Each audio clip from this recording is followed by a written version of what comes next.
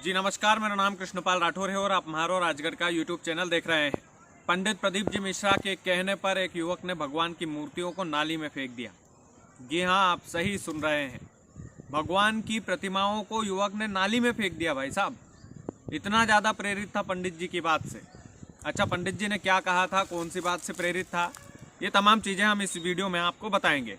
Police अधिकारी का बयान भी आपको इस वीडियो में हम दिखाएंगे, जिसमें पुलिस अधिकारी ने इस बात की पुष्टि की है कि युवक मंदिरों से मूर्तियां उखाड़ता था, शिवलिंग उखाड़ता था और नाले में फेंक देता था। और 3 मंदिरों में ऐसा उसने किया है। शुभम नाम है युवक का और इंदौर शहर का वासी है ये।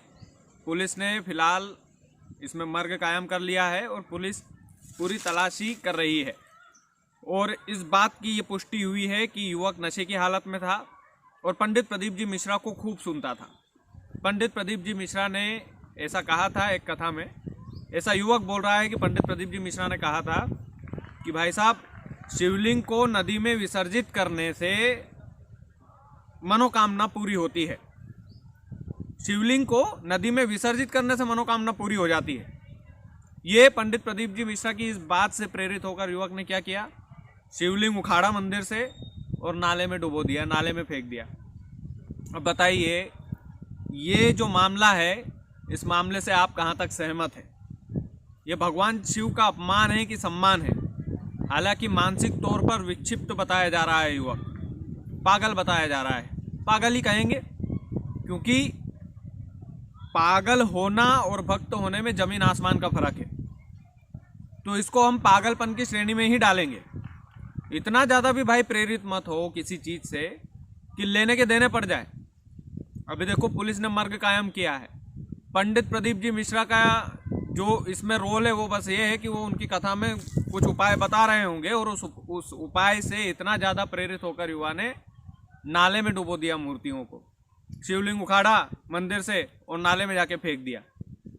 अब ये देखिए, मतलब हद हो गई है। तो मतलब अब इसमें बोलने के लिए कुछ शब्द नहीं है।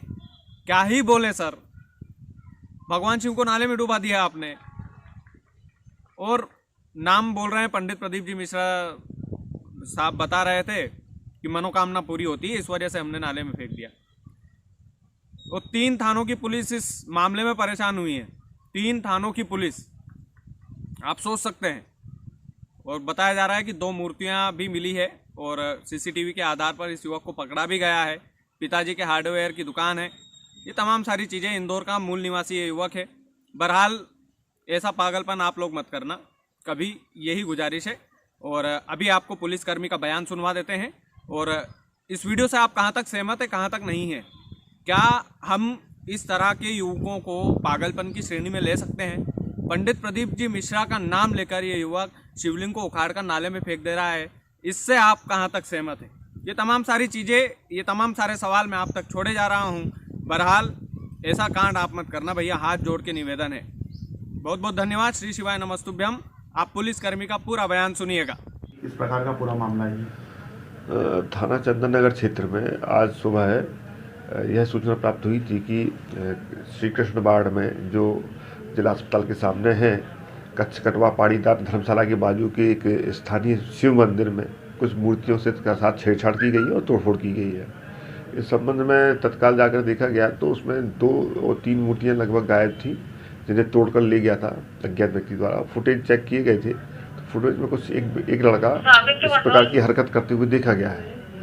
और इसी प्रकार की घटना छत्तीसगढ़ थाने क्षेत्र में भी एक छोटे खुले मंदिर में हुई है। उसमें भी एक संदिग्ध की तलाश की गई है। वही संदिग्ध लग रहा है। इसमें एक संदिग्ध की संबंध में भी सूचना प्राप्त हुई है अभी कि थाना छत्तीपुरा में उसे गिरफ्तार कर लिया गया है और प्रकरण पंजीबद्ध कर लिया गया है, विवेचना की जा रही है।